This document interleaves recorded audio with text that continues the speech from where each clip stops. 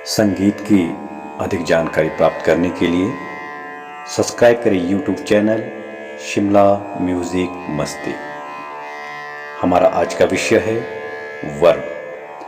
वर्ण का साधारण शाब्दिक अर्थ है रंग और व्याकरण में किसी भी भाषा के अक्षर को वर्ण कहते हैं, लेकिन संगीत के अंतर्गत स्वरों के विविध प्रकार के प्रयोगों द्वारा राग में रंग भरा जाता है।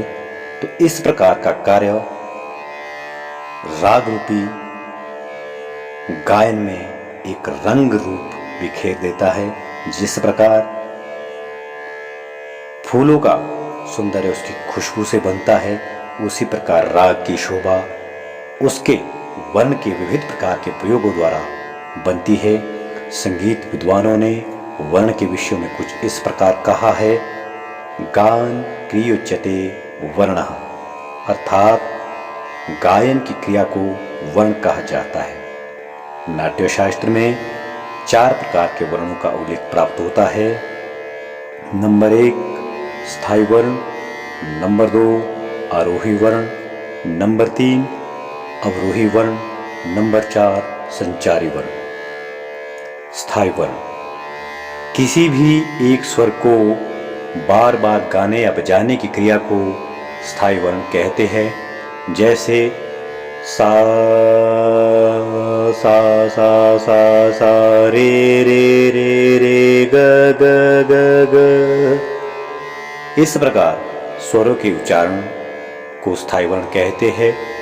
आरोही वर्ण नीचे स्वरों से ऊंचे स्वरों तक चढ़ने की क्रिया अर्थात स्वरों के बढ़ते क्रम को आरोही वर्ण कहते हैं। जैसे सा रे ग म प धा नी सा। इस प्रकार के स्वरों के क्रम को आरोही वर्ण कहते हैं। अवरोही वर्ण ऊपर के स्वरों से नीचे के स्वरों को गाना या बजाना अर्थात स्वरों के उतरते क्रम को अवरोही वर्ण कहते हैं। जैसे सा नी ध प म ग रे सा।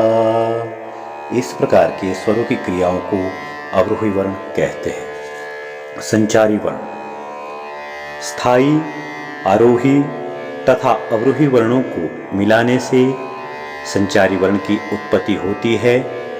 कहने का तात्पर्य यह है कि संचारी वर्ण में पहले तीनों वर्ण मिलाकर अपना रूप दिखाता है और इस प्रकार जब तीनों वर्णों को ऊपर लिखित मिलाते हैं या उनको गाते हैं बजाते हैं तो संचारी वर्ण प्रकट होता है।